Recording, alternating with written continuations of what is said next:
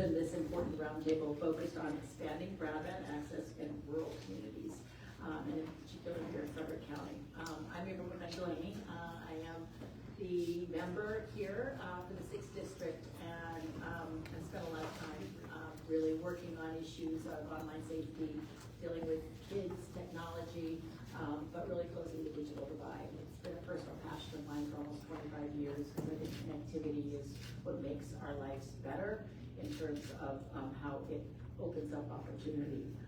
I'm a freshman member of Congress, and as part of the New Dem Revitalization Working Group, we're trying to advance policies to address unique challenges faced by rural communities, shaping the Farm Bill, tackling climate, smart agriculture, rural broadband, telehealth, workforce shortages, farming and commodities, and more.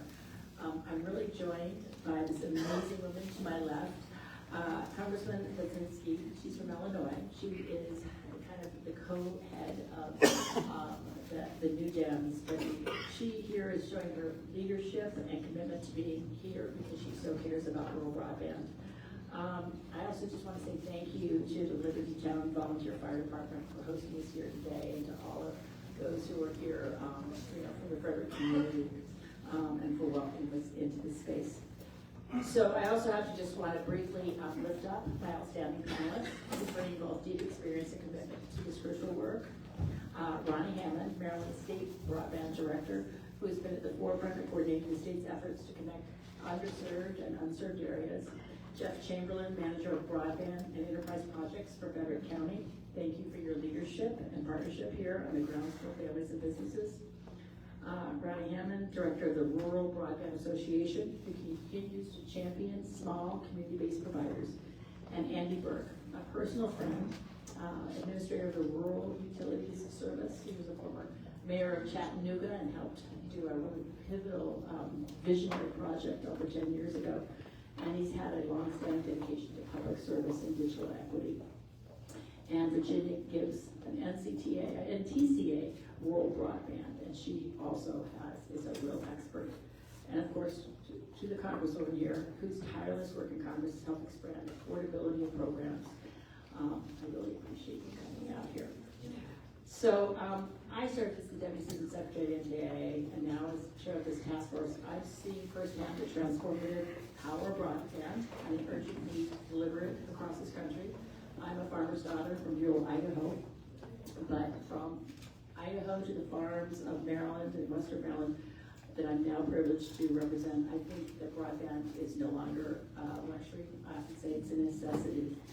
In the early 1900s, we made a promise that every farm, home, and business, no matter how remote, would get electricity. That electrification transformed communities, strengthened our economy, improved people's lives, and furthered our democracy. Today, we have that same challenge and a similar opportunity with broadband. It connects our businesses, it connects students to a world of learning, and patients to life-saving telehealth services. We all know the challenges of rural hospitals across our country. It enables precision agriculture to strengthen our food supply and remote work. And it's more than about connectivity. It's about equal access to all of these things, and we need real progress. The last thing I'm going to talk about is that there were historic investments in the bipartisan infrastructure bill, including $42 million in something called the Broadband Equity Access and Deployment Program. It's known as BEAD. And we've really made some progress towards closing the digital divide, but there's still a long road ahead, and we have to stay focused. There are some in Congress who are now attempting to condition this critical broadband funding on unrelated and highly problematic requirements, including a new budget requirement to bar any state receiving BEAD funding from enacting AI regulations for the next 10 years, preventing our communities from safeguarding families and kids and small businesses. It's really a very pivotal, life-changing technology, and I think it deserves a standalone bill. Let me be clear, tying life-changing infrastructure investments to demands made perhaps on that behalf of big tech is bad policy on many forms, and will hurt rural America if we delay broadband.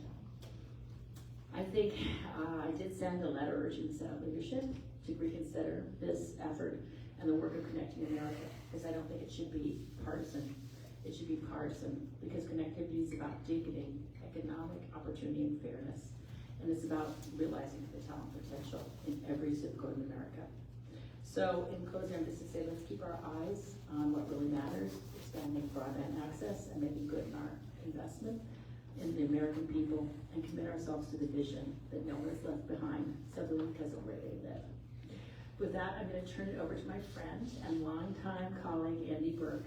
I don't know if you realize what an incredible opportunity it is to hear from him. He really is the face of broadband for many years for our government, worked at a city and level in terms of rolling it out, and then most recently, was head of an agency in terms of infrastructure.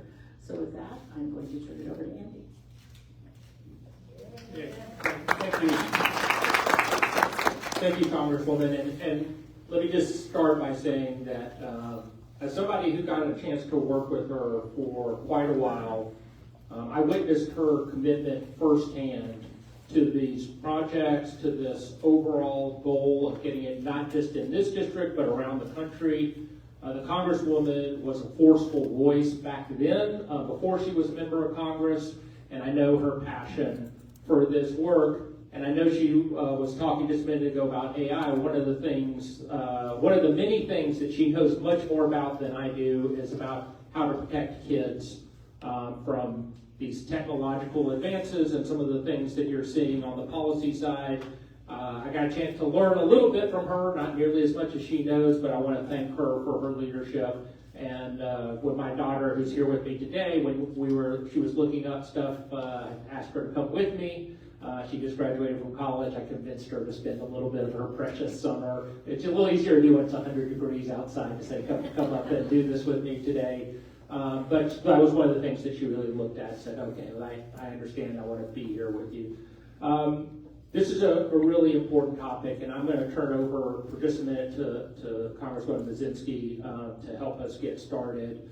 But before I do, I just want to frame up the conversation a little bit. So Chattanooga, where I was mayor, we were the first place to do universal fiber to the home for every single house, apartment, business for a 600 square mile area. It earned us the name Gig City. So for the last 15, 20 years, I've been working on this. I spent much of the last decade running around the country saying, we need to do this everywhere, and people said you couldn't, and then all of a sudden things changed here in the pandemic, and you can really see how important this was to everybody, and the attitudes flipped. I just want to tell two stories that kind of illustrate this. I remember when the Congresswoman and I were working together, I went to give out a grant in Mississippi, and there was a staff person who was driving me around, and I had my head down in a piece of paper, getting ready to give the talk, and we were pulling into a high school. That was where the event was, because we wanted people to come out, and we knew there would be some people there. And he stopped the car in the middle of the parking lot, and he said, "Look to your right." So I picked up my gaze, and I looked over to my right, and there was a big sign that said, "For best internet, park here." And that just told you everything you needed to know about this community and the internet service, that to get internet, people were driving and trying to find the Wi-Fi in that parking lot where it goes. Story number two. When I was the head of the Rural Utility Service, we were the #1 funder of telecommunications, water, and electricity in rural America. I went to New Mexico, into the Black Range Mountains. I met with the woman who was the owner of a B&B there, and they were getting 10 megabits per second, which is, you might be able to send an email. And because of our grant, they were getting close to 200 megabits per second, and now all of a sudden anybody can do what they want. She said, here's what it's going to allow us to do. It's going to allow us to we have a banjo festival that we have every year. Now we're going to live stream it. We have all these different activities. There's a group that comes every year of kids from Germany. I've been worried they're going to leave because we don't have internet for them while they're here. Now they'll stay. Transformative to their business. This is the reality for us in 2025. And so I want to thank Congresswoman McLean Delaney for talking about this, and turn it over. Congresswoman Budzinski has been a leader in this back in her home state of of Illinois, as well as in her work here in Washington, D.C. And just to help us set this table, Congresswoman, could you give us a little idea of kind of where you are and kind of what you see? Sure. Well, thank you. It's on now. Hi. Thank you so much, Andy. I really appreciate that. And I do want to just echo what Congresswoman McLean Delaney said. I have heard so much about the work you did in Chattanooga. It really is your community a national leader as it relates to broadband investment and how to do this right, which I think is also important in this conversation. But hello to Frederick County. It's wonderful to be here in Western Maryland. I do just want to say again a thank you to Congresswoman McLean Delaney for pulling us together.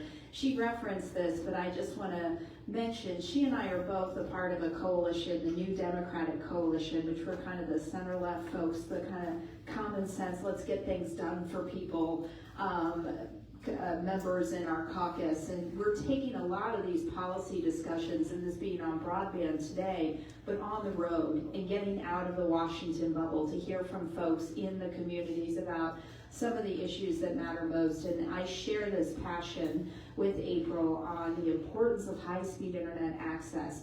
You might ask yourself again why a congresswoman from central and southern Illinois is in your community.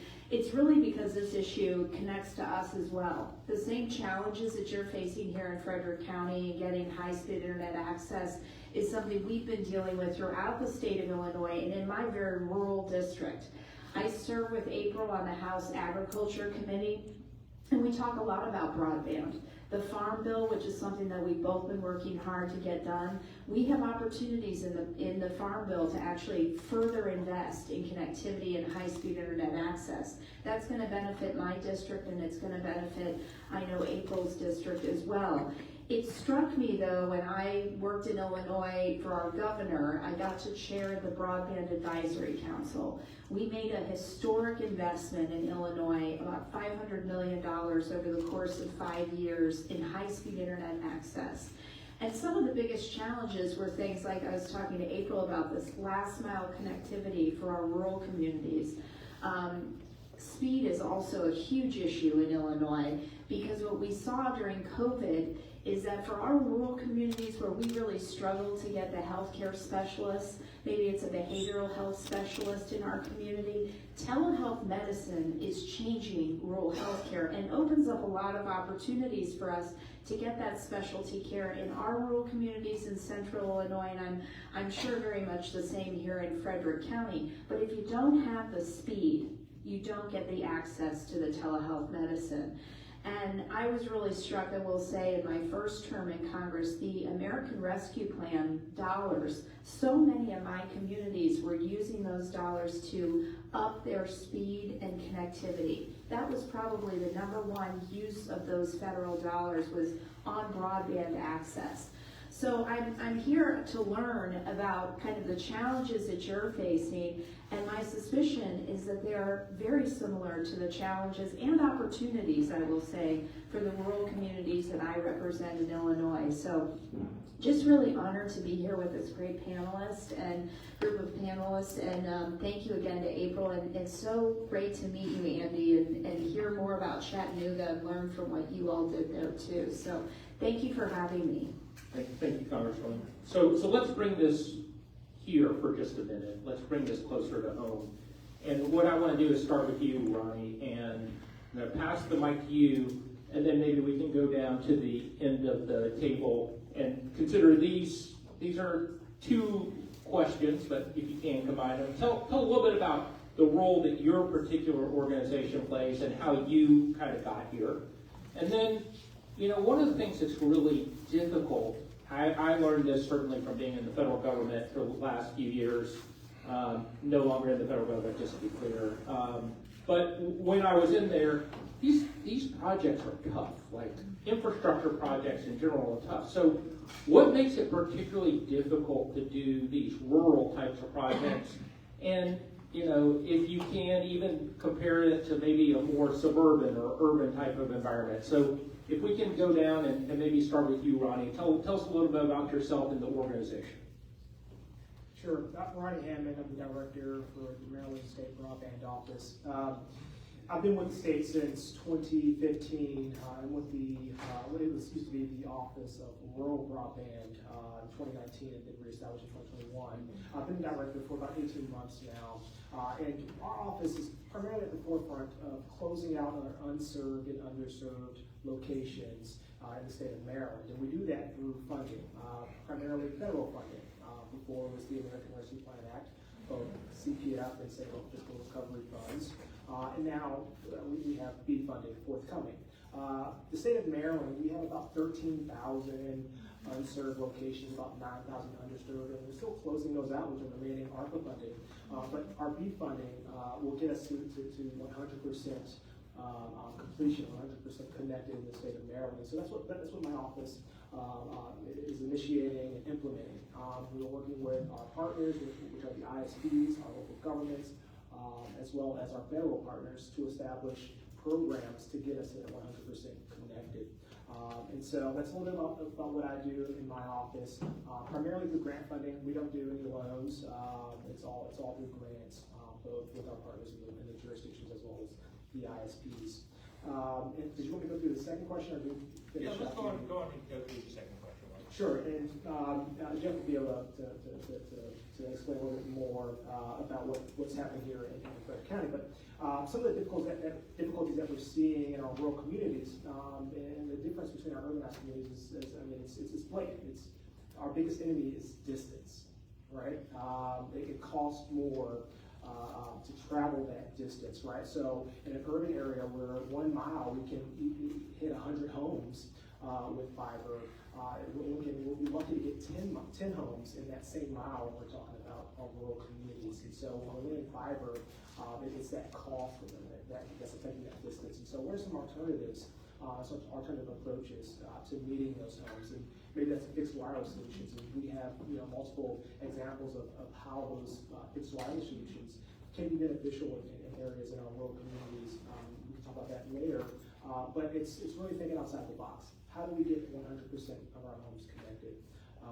Despite the difficulties that we're facing, whether it's the distance, whether it's the geography. In Maryland, we have such unique geography. We have mountains, we have the Bay Area, the wetlands, and we have the ocean on the eastern shore, right? And so every geography poses a different concerning issue. And so, how do we go about addressing that in the most effective and efficient manner? And that's what we're aiming to do. Yeah, I'm going to mirror a lot of what Ronnie said. I'm Jeff Chamberlain. I'm the manager of broadband enterprise projects here at the county. I joined the county approximately 2 years ago. Had a private industry. I've been in the wireless and broadband industry for a good part of my career as a project manager as well as a field engineer and other roles. So I've done, I've worked on the ISP side, and I'm working on the regulatory and the municipality side now. So one of the biggest challenges that Frederick County has come into is, we do have aging infrastructure, and I think our partners, Chantel and Comcast, will both probably mirror things like telephone poles. Some of the telephone poles in this county are way older than I am, and I'm not young, so they have to replace a lot of this infrastructure when they go out and run their cables. That's a huge cost, and it's usually borne by the ISP, and it eats into some of this funding. So that is a challenge in our area. The geography is very unique for us because sometimes people say just use fixed wireless or just use satellite, and homes aren't in line of sight to some of those areas, so you can't do that. They're great technologies to use and provide some of the similar services in the suburban and urban areas, which we just can't benefit from sometimes. And 5G, some of the other products that have come out recently are the same thing. They're not quite at the broadband speed yet, so once you get, I have multiple kids that have gone through the school system here in the county, and I know what it's like when 2 or 3 of them are, in classroom, and I'm trying to do a work video. It's challenging at best. So those are the things that we run into, is again, the distances between drops, aging infrastructure, and geography. Great. Why don't we go to you, before we go to you, to give a more national perspective. I know Ronnie wanted to add something. Well, I was just gonna say, Jeff, and for the audience, those of you that are residents don't understand, oh, well, it's poles and the ISPs should just go ahead and replace it, it's their property. That's actually not true. A lot of the poles are actually owned by a different company or utility companies. And so that's what makes it difficult to really update that infrastructure and have those updated poles because it's multiple agencies interacting with each other. And so that's why it's so difficult. I just wanted to explain that to some of those who may not understand the technical specifications behind it. Hello, my name is Regina Gibbs, and I'm with NTCA, the Rural Broadband Association. I come to this issue, actually, I first and foremost worked for Senator Van Hollen, both when he was on the House and Senate side, and I covered rural telecom issues for him. This issue became of utmost importance for his office when the pandemic started. And we realized, just as Ronnie spoke about the geographical challenges of Maryland that made connectivity difficult. While we were there, we introduced the Homework Gap Trust Fund Act. This was an issue that we really worked on because we wanted to make sure Marylanders were connected. In my role at NTCA as Director of Government Affairs, I'm working on the same issues, but we take a nationwide perspective, of course. We represent 850 small rural telecom providers. We always like to say that our members are not simply making policy in DC, but they live in these rural communities, and these are their friends and neighbors. When their service goes out, it is not uncommon for their neighbor to knock on their door and say, hey, I couldn't get the game last night, what is going on? So for our members, a lot of them these are family-owned companies that started as telephone co-ops 60 years ago or so. So they have been at the forefront of every iteration of technology as they seek to make sure that their communities are connected and connected well. Over 90% of our members provide fiber optic high-speed options for their members, which is remarkable.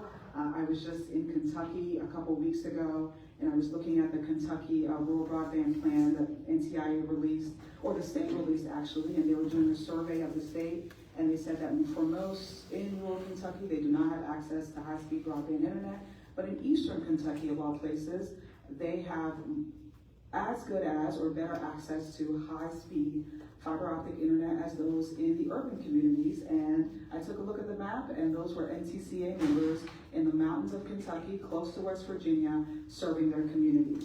The biggest obstacle for our members, as I think everyone has kind of touched about, is location, location, location, just like they talk about in real estate.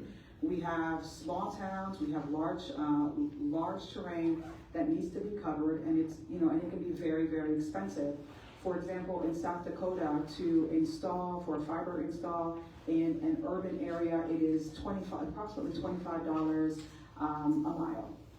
But if you have to do that in a rural community in the same state, it is approximately $3,500 a mile to install. So when you think about that price, that is exorbitant, and that's where our members come in, and that's why a lot of the bigger companies don't necessarily invest in those small rural communities, and that's when government funding comes in, that's when RUS loans come in, that's when the BEAD program comes in, ARPA, all those things to kind of fill in where it really is a market failure. Because those areas have not been served simply because it lacks density.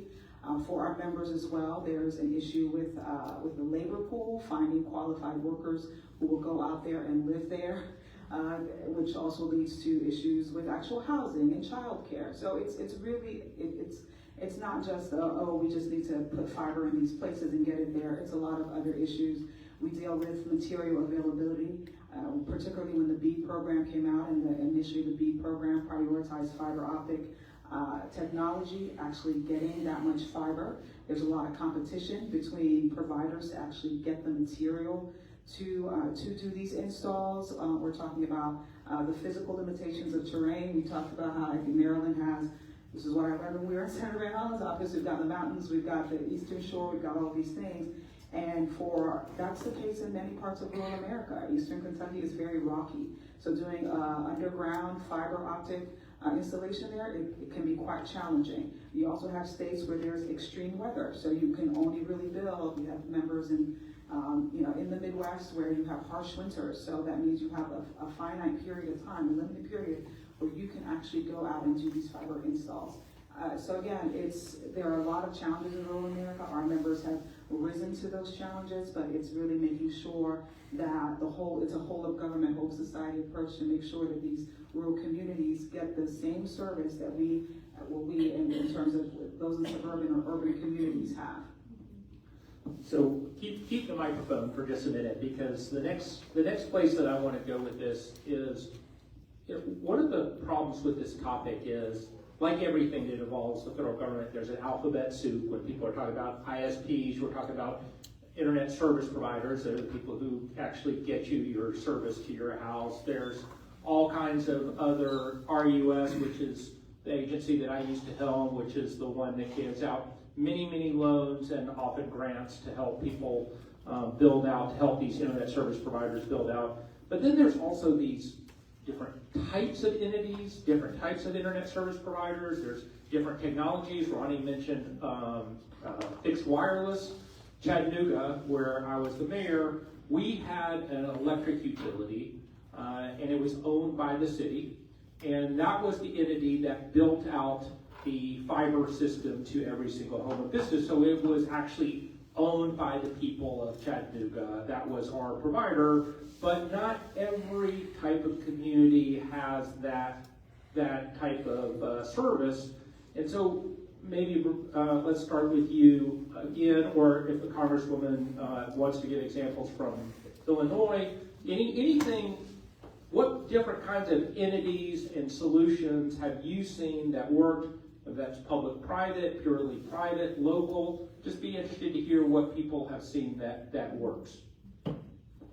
Well, we have had members who work with their local municipalities to connect their communities. We have Party Communications, which is one of our members in West Virginia. They have a partnership with one of the counties there, and the county actually provides staff to our member company to help them figure out their mapping, learn who's connected and not connected, and really so that they have a microcosm or a very, very specific idea of what is going on. And they've worked on various projects. Some of the projects, either the county owns the fiber and Hardy Communications does the work. Sometimes the fiber is on loan. Sometimes it's Hardy Communications that owns the fiber, that owns the network, but the county leases it out. So that's been a way, I think, for different municipalities to show flexibility in terms of build out and in terms of private-public partnership. I think the use of government funding with the RUS program or USF funds is a really good example of how we can leverage government funding with private entities to expand broadband access. The majority of our members do not build their networks with loans. They build them with grants. They build them with loans from the federal government, and they have been highly successful with either RUS loans or USF funding in order to connect their communities. I can just add a little bit. When we reconstituted our Broadband Advisory Council, the importance of that was it was public-private in the sense that we had our private sector partners at the table along with government. We had our Farm Bureau at the table as well. And so we all kind of came together as we're looking to partner with local municipalities on what is the best way to look at funding these projects at a local by local basis, but what is our overall goal? So our Broadband Advisory Council, when we put out our notice for opportunities of funding, or the NOFO, getting back to the alphabet soup, when we tried to say that all of us collectively, whether you're a private entity or a public entity, we were going to prioritize things like telemedicine.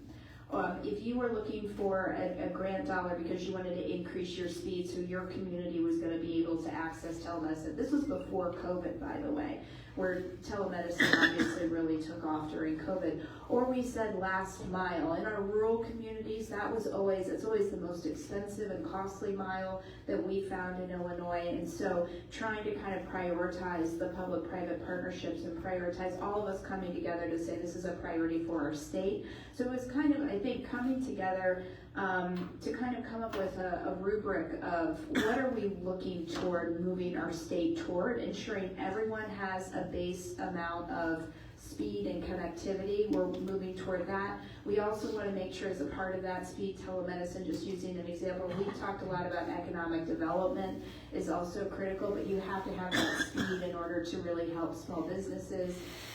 So we tried to, as a way to kind of look at how we were going to work with municipalities to incentivize these investments, looked at broader goals. So, I think we have hit, and layering on those comments as well, is, our country is vast, it's broad, and there's lots of different types of communities. And actually, Maryland 6 is a microcosm, of America, right? It's from rural to suburban, urban, tech corridor to our beautiful, ag preserve and Deep Creek Lake, and many national parks, including the C&O Canal. But, really it comes down to what I look at. Andy was really a visionary, because he said, how can we in Chattanooga build this out? And he did it through the city in a rural cooperative type of environment. But the reason you do not have internet now is obviously because, private companies need to make sure that they have a return on their investment. And in rural America, often they won't if it's very sparsely populated, or sometimes issues in urban places. And so you do need that extra, public money to actually make these viable. And that's why we keep going back to public-private partnerships. I just want to lean into what I saw this morning, and I neglected to say this earlier, but we will be Chantal and Glow for fiber to look at their digging of really fiber optic cable to connect over 3,000 households in part of the county, and what they're going to be doing across Frederick County and actually across Maryland. And it really, I said, how are you getting this funded? And really, GlowFlow fiber is going to, Chantal is going to put a bulk of the money in. But there was some ARPA money, federal money, there was some broadband monies from the state. And it was really being creative and fashioning a way to make sure that there was connectivity. And the other thing I will say that was really great is in Garrett County, we have the Garrett County Broadband Authority also has done an incredible way of using some reconnect money from the federal government, and also some local dollars from the Maryland Broadband Infrastructure Program, and making that feasible so there can be connectivity. And actually they've done a lot. But I guess I just want to lean into that. It's being creative and thinking in every single community of your individual challenges, whether they be in Alaska, and I think Andy went up there several times, or my native state of Idaho with lots of mountains, or on the Eastern Shore. And so it's like thinking, and also what do you need more specifically and how. And so it's actually being visionary about it, which makes it challenging, but also really interesting.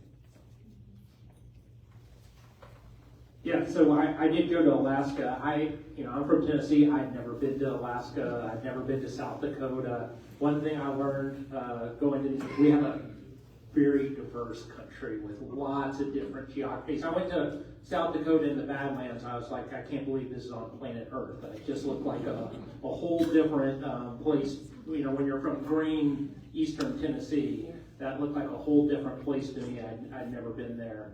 And these issues are, as I said, incredibly complex. I would spend a lot of time, as I said, in the last decade talking about this. And the one thing that I knew was the wrong answer, like that you have you could do pure municipal, you could do pure private, you could do public-private. The only one that I knew that was the wrong answer was none of the above, right? That's the one that we got to get away from.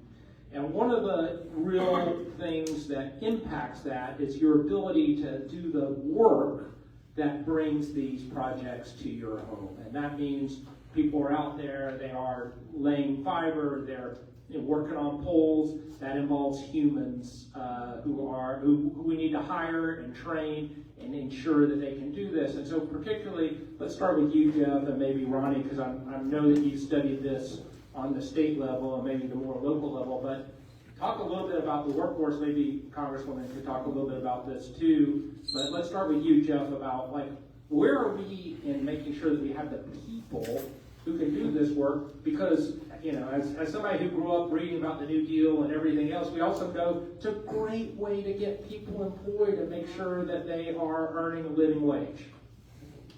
So COVID informed a lot in this industry, which was kind of pre me coming to the county.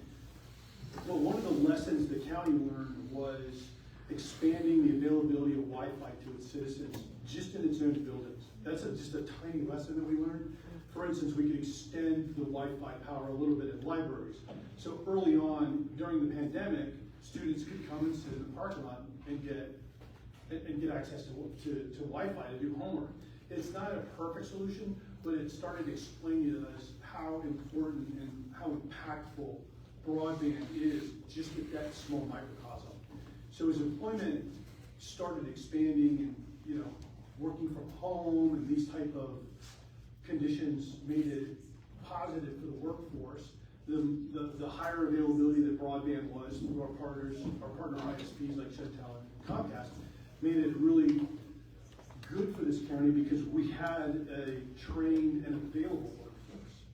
So we didn't have to necessarily drive down to DC to do a DMV job. We could do it from our homes.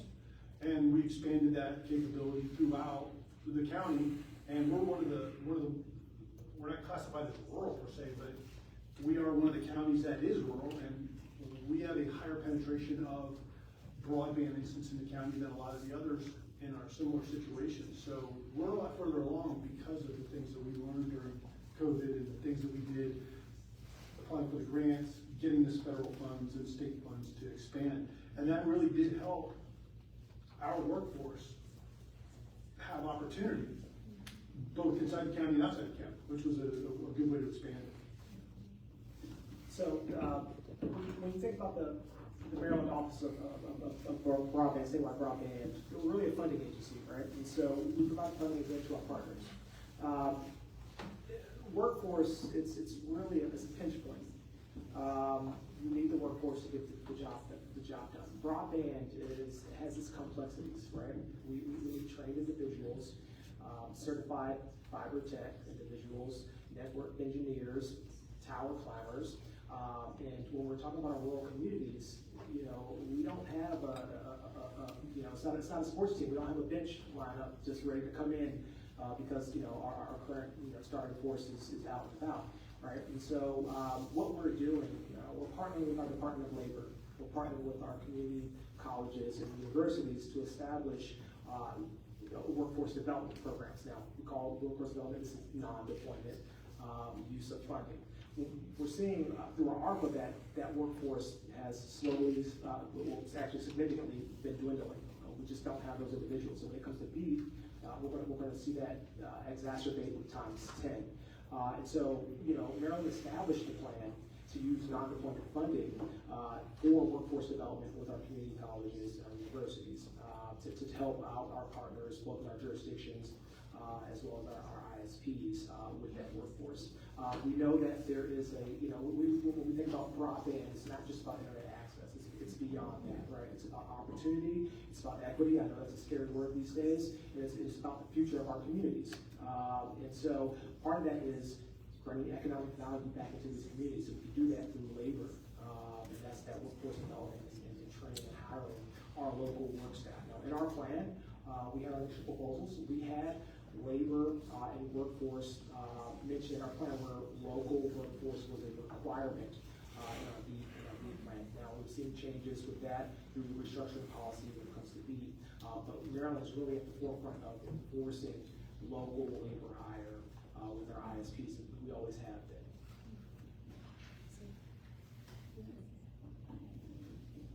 So labor shortages has been a big issue for our members, again, because we have members in almost every single state. They understand the challenge, and they're in small towns, so getting people out there has been very difficult. NTCA has partnered with Northwood Community College, which is in Wisconsin, to develop a program so that young students, high school students in those community college can learn about the industry. I think that's one of the biggest challenges, is that people don't know that there are a lot of roles for them in the telecom industry. It's not simply pole operators, which is a great job, but it's also customer service reps.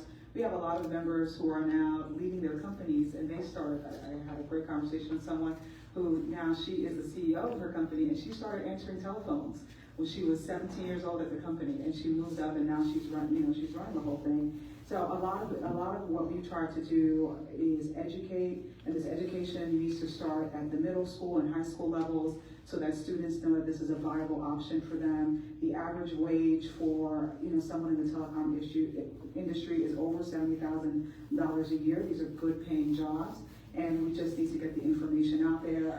I grew up in Maryland, so I know we have a lot of continuing education, CTE programs where in high school the student can be a nurse practitioner. We had something where kids earned their certificate in food management, and we are hoping at NTCA with our partnerships that students can learn the same kind of certificates but in the broadband industry, and that was really what's going to help us meet the needs and the challenges, because you can have all this funding, but if you don't have anybody who can install the fiber, it's not really going to go anywhere, and our rural industries will still be left behind.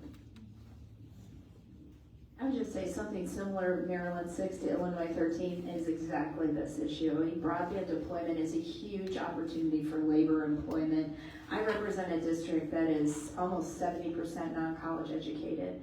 And so when you're talking about helping people get into good paying jobs where they're not saddled with college debt of a 4-year degree, coming into this work, broadband deployment, good paying jobs, good middle class jobs, that don't require the 4-year degree. But just wanting to mention, we care a lot about CTE and vocational education, and I would just say this is a bipartisan issue, these challenging issues as it relates to workforce. One of the things I host in my district is actually a workforce summit, where we bring together our superintendents and our employers to just share best practices on how we reach those younger kids so they can understand there are opportunities for them. Yes, if they want to go the 4-year degree route, but a lot of kids don't want to go that route, and what opportunities they can get into good paying jobs.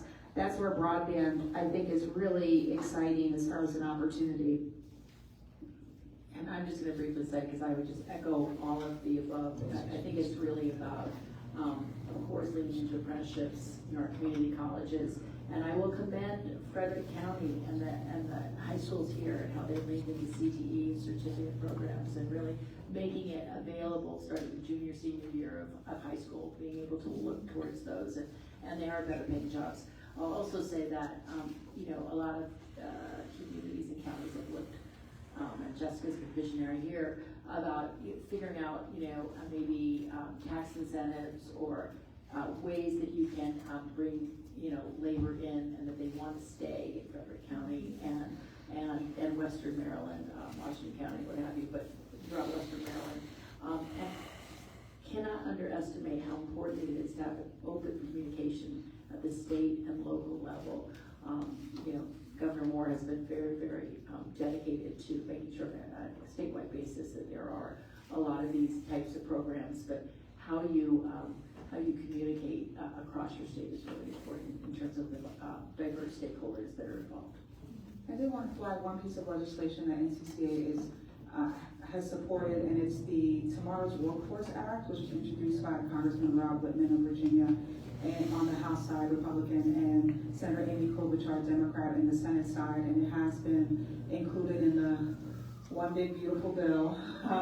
But what's important about this legislation is that it will allow people to invest in 529 accounts. And traditionally, 529 accounts could only be used for higher education in terms of 4-year college degrees.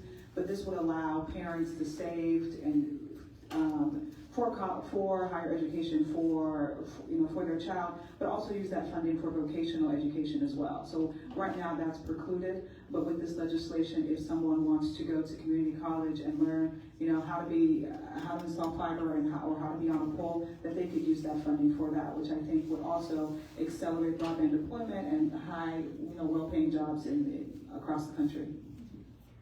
Great. So I have 2 more questions, and then I want to try to get to some audience questions. I know somebody was gathering up some questions, so we'll do those in just a few minutes. But let me just close out. One is a little bit more technical, and then I want to give everybody a chance to talk about maybe the most controversial one, which we'll do at the end. But there is, as people were talking about, one of the biggest issues with getting this done is those upfront costs. when you have a mile between houses, or a mile and a half, or maybe there's 2 on 1 mile, but then there's 3 miles before there's the next group of houses, these are incredibly expensive upfront costs. Now, once you get the cost built up front, now you're in a place where you're getting monthly operating expenses. And so this is something that I certainly saw all over the country. And so maybe you could talk a little bit, let's start with you, Ronnie, about kind of how this funding can work with government pieces, maybe how this money that comes from the Department of Commerce, from the bipartisan infrastructure law of the last administration, how will that help? What are those things that can make sure that we can pull those upfront costs down so that every single person in Maryland and across our country has access to this resource? Sure. Since 2019, we've worked with our small providers throughout the state. We do that upfront cost. It's very costly for the small providers to have the upfront cost. And so, we established this concept of blending, or what we call rating funding, and that's through federal, state, and local dollars.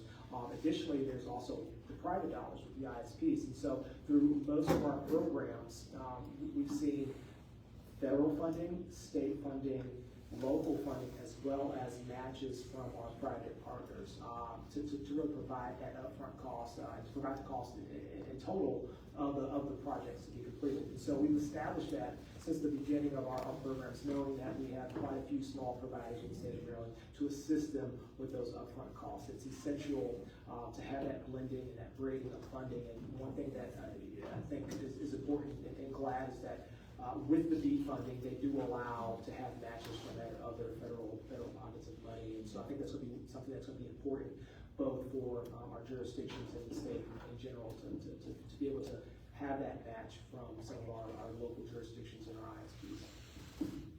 NTCA members are big users of programs that help with broadband build-out. I want to say that our members talk about how great RUS loans are and how they wish every single broadband program in the federal government ran like RUS. No, stop. Stop. I can't take the compliment.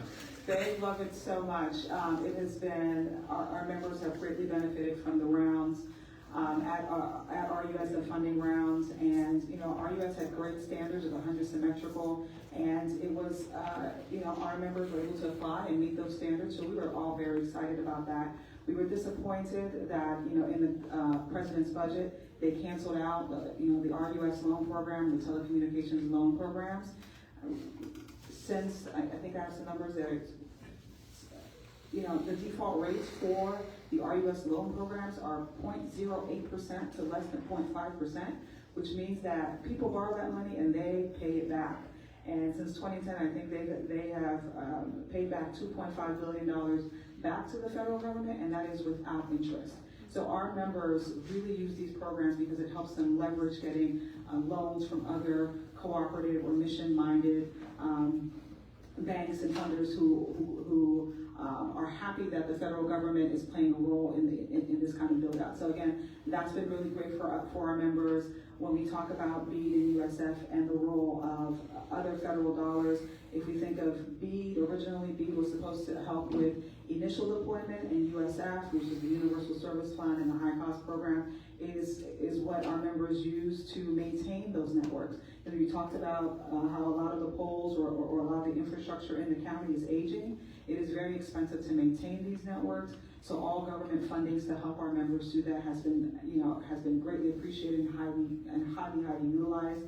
We're awaiting we're awaiting news from the Supreme Court in terms of their recent ruling. There was a challenge to the funding mechanism of the USF program, and if it's unconstitutional, this is a case from the Fifth Circuit, and if the Supreme Court holds or finds that there was a constitutional issue with this program, that would be detrimental to rural America and detrimental to our members who really utilize this program, again, to keep costs in rural America at the same rate that it is available for urban and suburban Americans. Great. So I've got the last question, and I'm going to do, these are really A+. Whoever was out there writing these questions, I don't have names, but these are A+ questions that we got. So I want to get to those. But to set up the last question, so there's been a lot of comments, so just to kind of get everybody on the same page, you've heard the word BEAD, Broadband Equity Access and Deployment.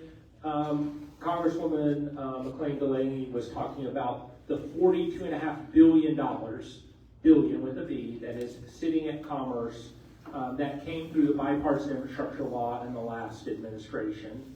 That funding was ready to go out and then was delayed when the new administration came in, and there were new rules that were put in, and those rules went from, the goal is to kind of get fiber optic cable and good technology first, and then second is if you can't afford that, to get other types of technologies in. That was, I'm oversimplifying, but that's kind of a start. And now the new rule is states who administer this, people like Ronnie all over the country, now they have to review the plan essentially to go with whatever is the least expensive technology. I'll just say this again, the least expensive way to get somebody provided. Now, I'll reserve my comments about this, but I think what would be helpful, Ronnie, you don't have to give your opinion because you have to actually do this work. Anybody's welcome to give this opinion, but I'd love to just open up the floor to say, okay, what does it mean time-wise or for people to have gone from this kind of, we're going to use this money to get everybody, one thing to, we'll use this to get rural America the least expensive, cheapest version. So, first off, Mike is in the office, is in the audience here real quick. I'd like him to stand up because he's the one that really is being impacted by this. So Mike Simmons is our grants manager. And one of the things that he did in the county was a full evaluation of the addresses that we were looking forward to putting into our broadband category. And Frederick County, as we mentioned earlier, is unique in that it is a kind of a really good postage stamp of America. It's got not just a rural and urban and suburban, but we also have the mountains and the valleys and everything but a desert, from the ocean to the hills. And one of the challenges we have is we just can't put any kind of service in. Fixed wireless is a great product. I used to install that back in the 90s and early 2000s when I was recused.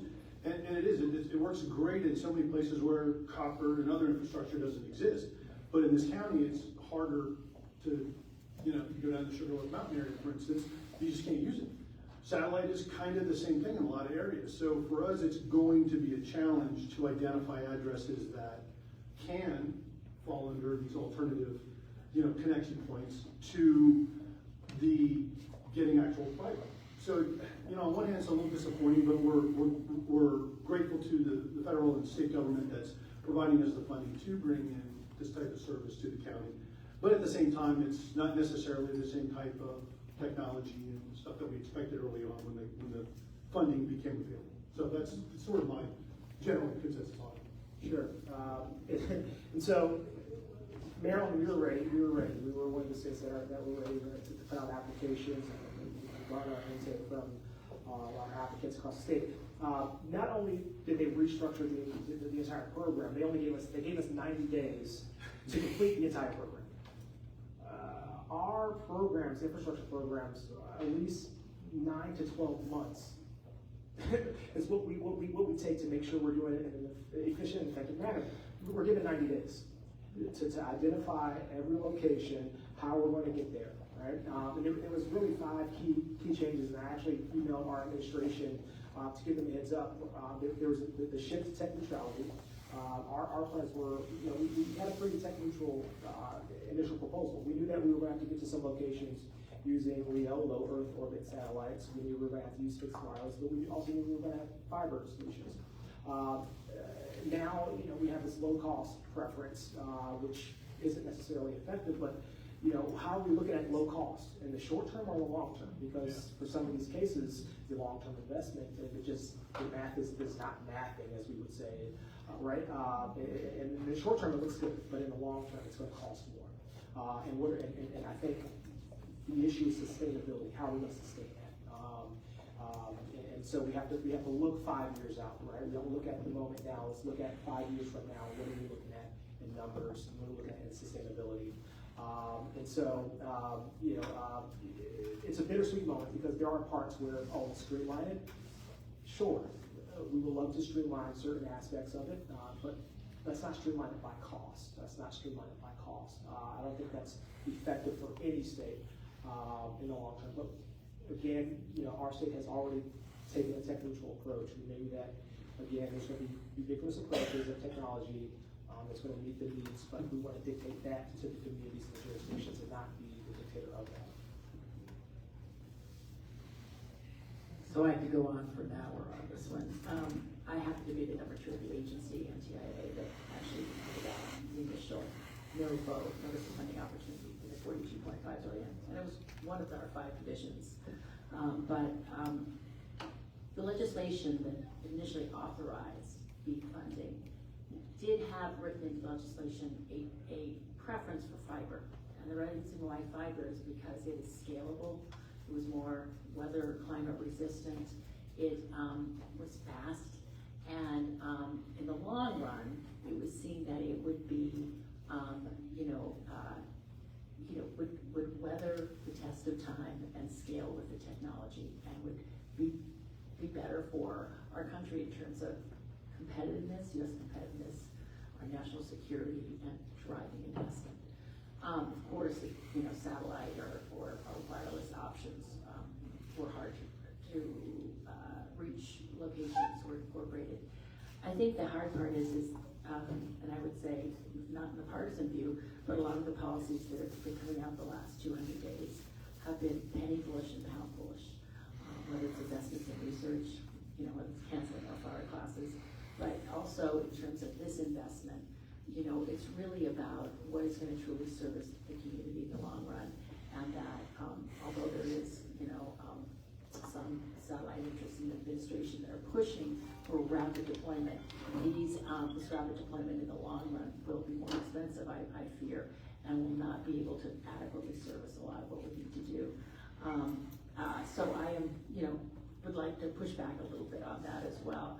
I'm also concerned about, and Andy didn't reach it, is that, some of this BEAD funding is contingent on, not having, putting any laws to protect consumers or families from AI. And I think that is also a very difficult thing to put in the budget bill. And so all of these things together, I think, are really hamstringing some of our broadband offices. And it does take a lot of technical expertise, thought leadership, and communication with a diverse set of stakeholders, because there's a technical standard of 100 down, 20 up, which is high-speed internet. And to get that, you really have to think carefully about how that community is going to get that and how it's going to be accessible. But there's one more component that no one's talked about: affordability. Even if you get internet, if you can't afford it, it doesn't make a bit of difference. And so also looking at making sure that it's affordable and that we have some subsidies for those who are low income. So I'm just going to say those are, I threw in a whole garbage of different issues, a whole potpourri of different issues, but I really commend all of these states that have taken on this, it's been frozen BEAD until this is all redone, but there are many states that are ready to put shovels in the ground now or will soon be, and I fear that these additional changes are actually going to result in a longer delay of implementation and deployment, and that's the biggest shame. So. I would just say, just zooming out, I think, speaking from my more rural communities, this is just one example of a number of problems that this administration and really pulling the rug out from under a lot of communities and legislation. I would go further and say I question some of the legality of how this administration has actually been changing the dynamics of what grants communities can qualify for now. This is happening with broadband and the BEAD program, but it's happening across the board with energy efficiency programs that I can tell you my community met all of the criteria to qualify for energy efficiency programs, and this administration tried to change the game on them. And the challenge for rural America is that we don't have, lucky that we have broadband offices, but if a community in and of itself is trying to apply for some of these grants, the technical assistance that it requires to go after an infrastructure grant, an energy efficiency grant, a BEAD program grant, that takes a lot of manpower that a lot of our smaller communities don't have.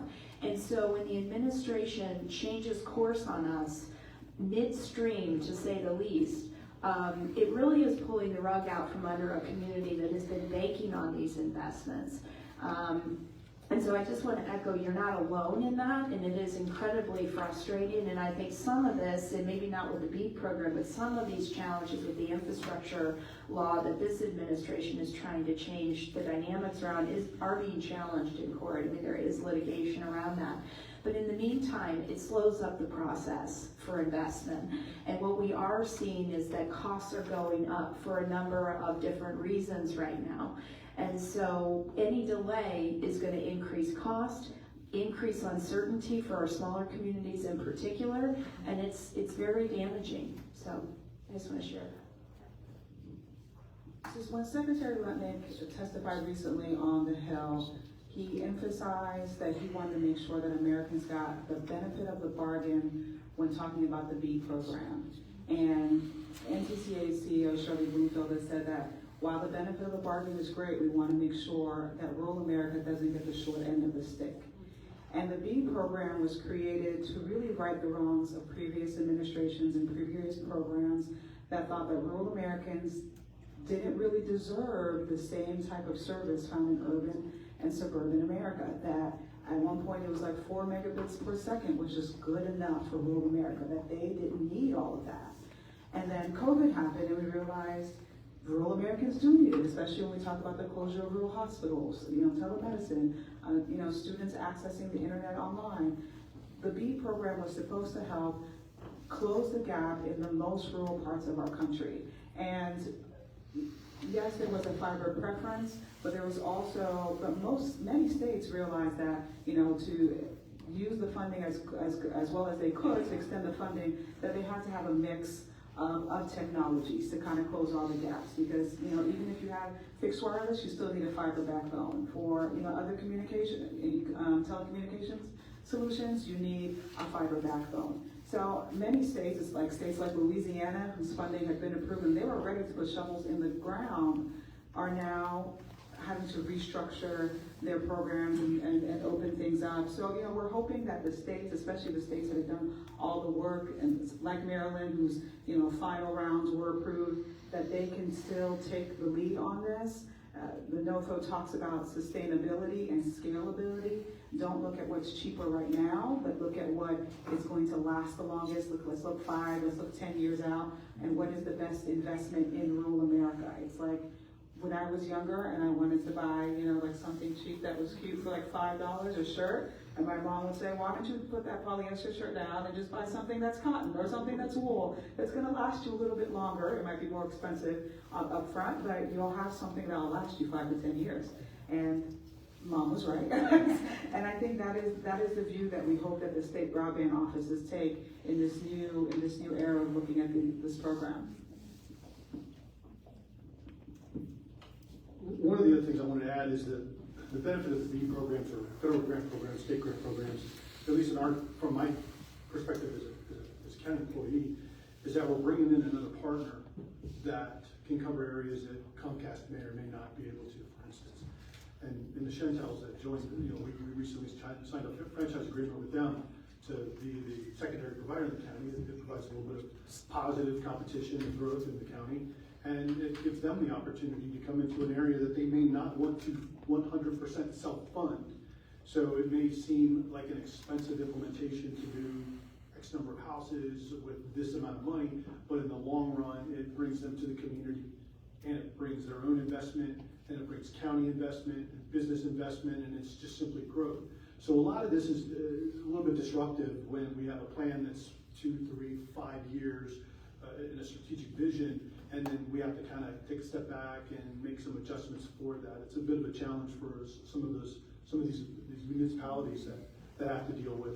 And as Ryan said, it great, we don't necessarily operate like a small boat that we can pivot really fast when we're like a battleship. It takes months for us to sometimes pivot on things and get things approved and planning and so forth.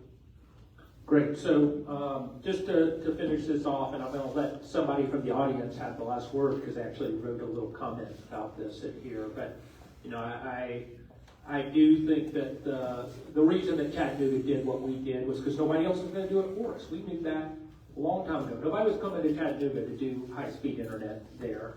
And so the same thing is true in rural America, right? That's been one of the great things that we've seen, is that the reason we're having this discussion is because in 2024, 2025, 2026, it's still, high-speed internet still isn't in some of these locations, and we got to get it there. That's just everybody in this room, and by the way, bipartisan, everybody agrees that that needs to happen. And as somebody who was a mayor and thought, listen, we got to spend our taxpayer dollars efficiently, just to Verdina's point, like, what does efficiently mean? Does that mean that we spend it every 5 years, or does that mean we do it once and we can last for 30, 40, 50 years? Those are two different things. And then I think, as Ronnie said as well, and Congresswoman said, this monthly cost is real. And so is it efficient to give people taxpayer dollars to build out something that the residents can't afford? That if you live there, you can't afford. That's not the most efficient use of our dollars. And this is where I want to give the last word to one of y'all. Regarding changes to BEAD requirements to tech neutral, while fixed wireless and low Earth orbit satellite options can work, in our experience, these service offerings are often twice the monthly cost of wired options. This is an undue burden for our rural poor citizens, especially with reduced digital equity efforts due to funding cuts. So the question is not just least expensive, it's least expensive to who? And if people in rural America have to pay twice as much, we have to think about whether that's an acceptable solution. So to get on a different topic for just a minute, but I just love this question, and this is only for Congresswoman McLean Delaney. Why the hell, and hell is capitalized, so that's I do like that part of this. Why the hell is Congress trying to link our broadband money to AI?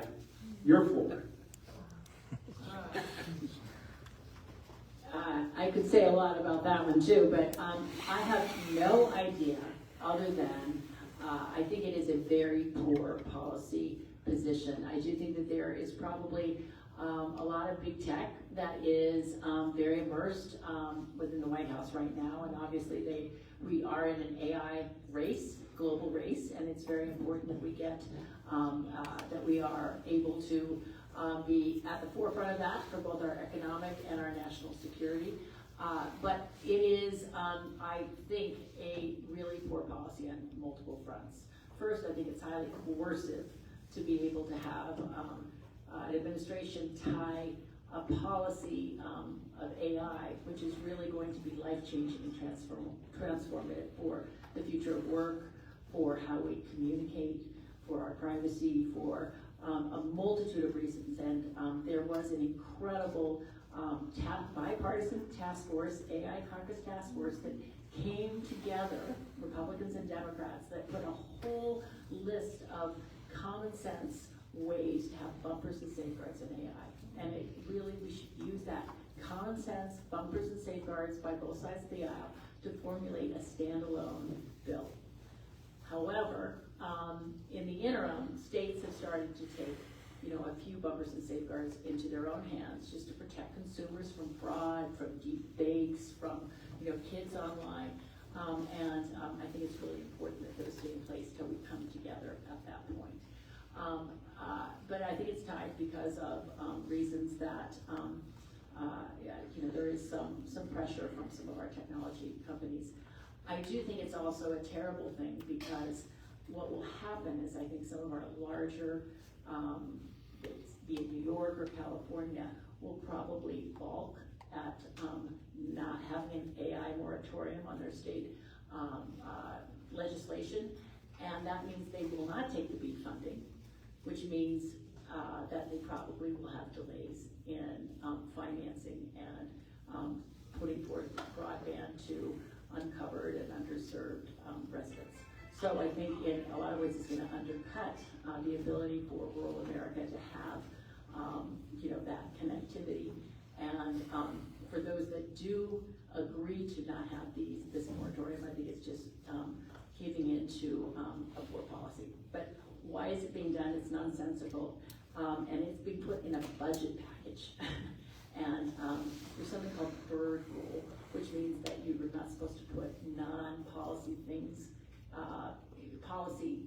that are not tied to our budget in these types of packages, but somehow the Senate parliamentarian decided to let it go through.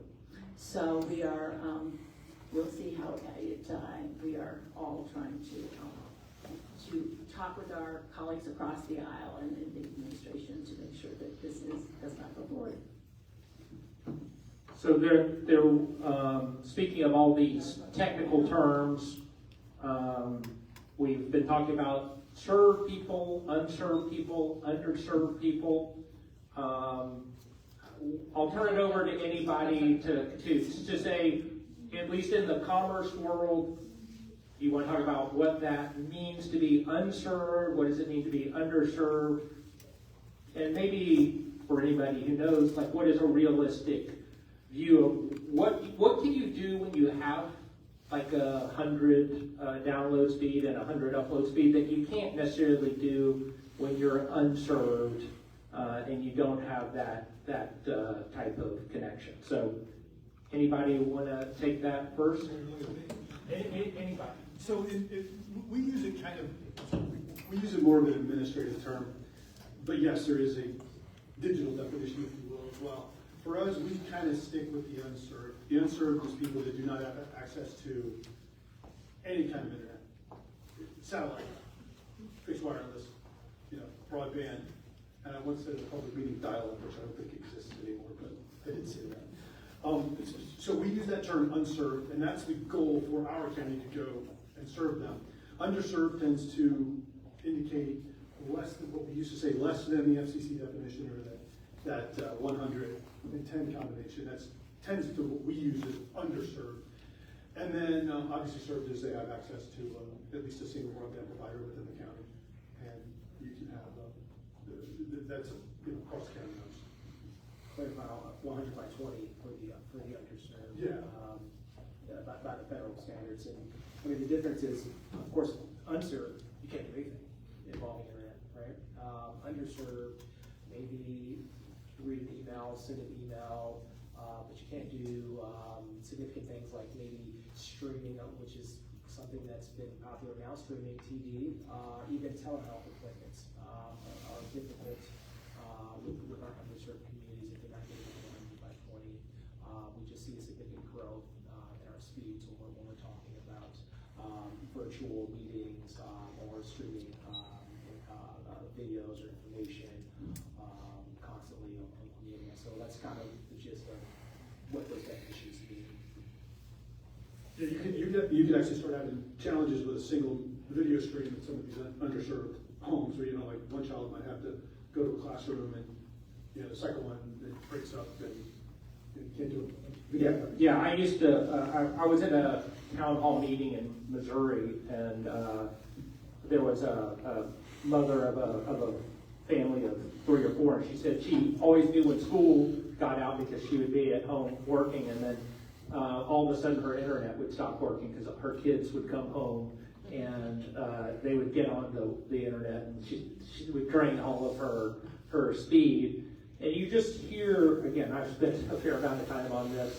I was in Iowa, and one of those things that there are probably people in here who think this is obvious. It wasn't obvious to me, but talking to some farmers who said, hey, listen, now I can go into the city with my spouse for dinner and spend the night because I have animal welfare stuff. I can monitor them, I can release food. There are all these things that I can do. So we know when we're talking about precision agriculture, like that's the way farming is done now. But then there's this additional thing of just quality of life when I can leave my farm and go away for the night or a night or two with my spouse, and that just changes your ability to enjoy your life and to think about the things that you can do. So we talked a little bit around this issue of affordability.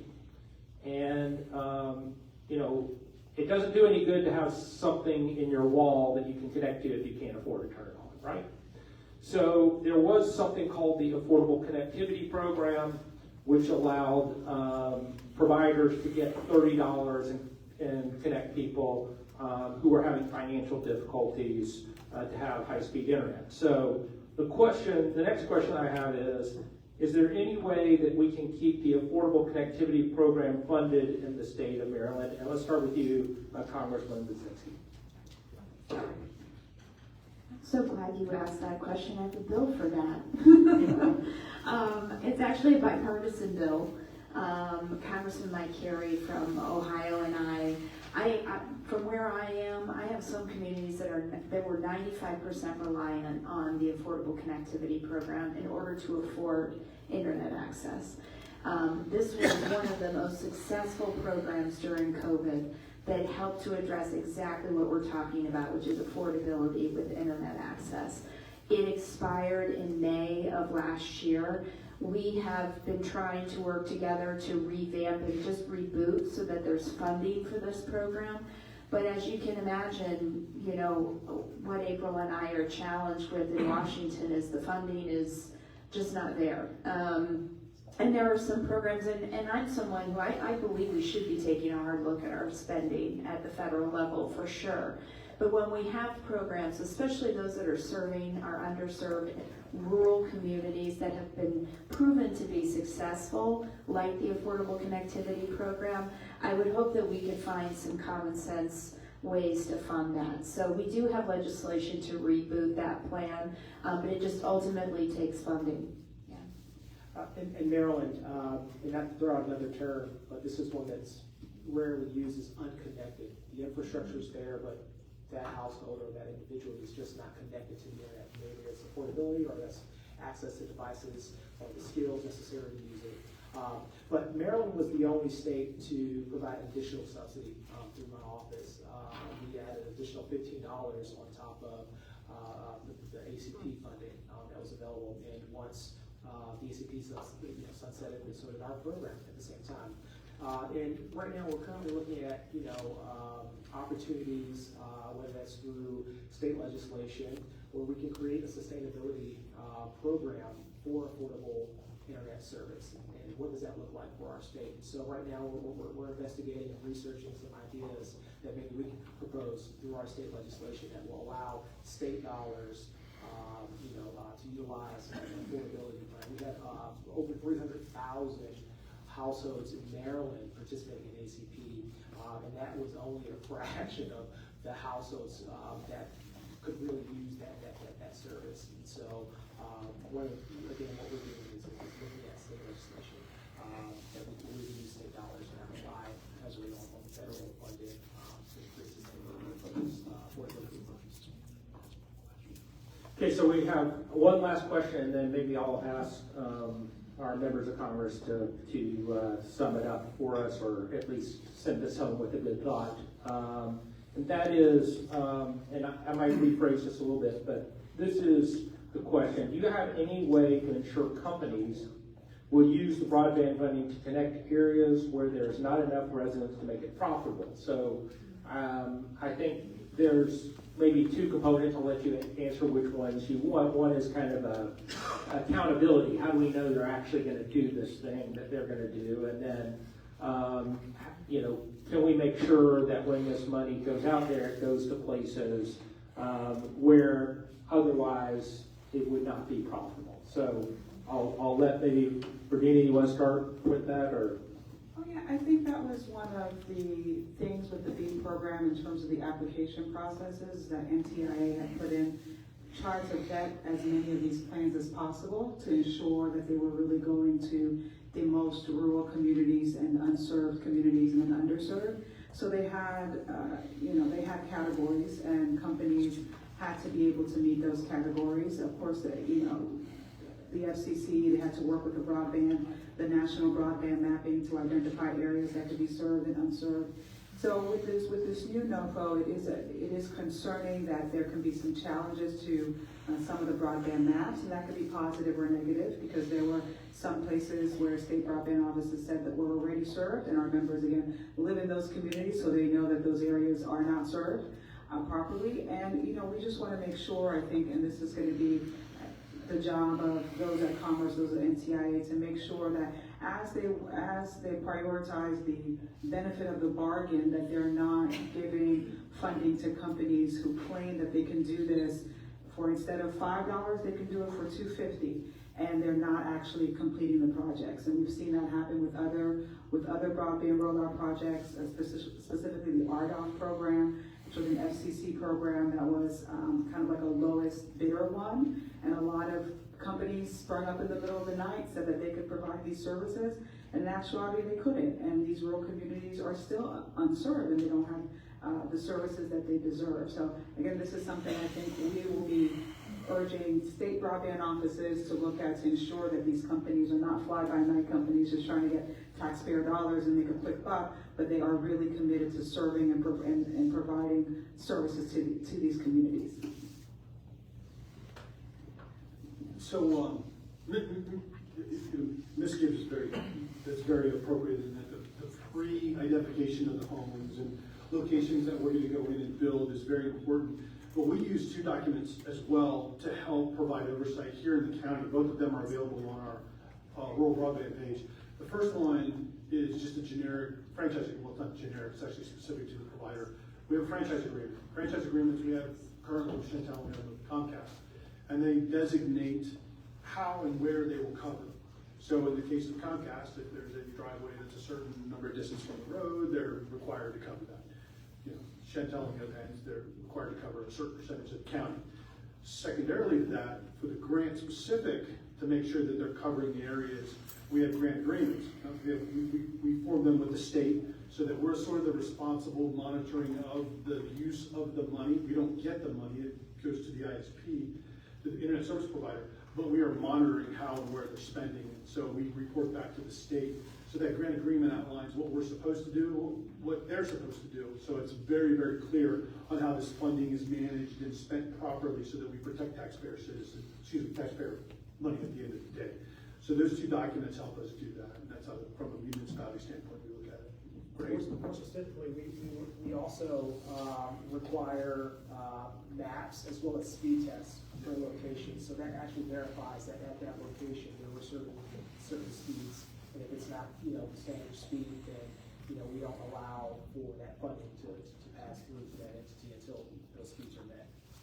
Great. So, as I said, these are excellent questions. So, thanks to y'all for them. They illustrate y'all know what you're talking about and you understand the problem. So, thank you for attending today. Thanks for the great questions. Congresswoman Budzinski, thanks so much for making sure that the moderate Democratic caucus is looking into these issues. We know that it is still, unfortunately, something that we have to be paying attention to in 2025.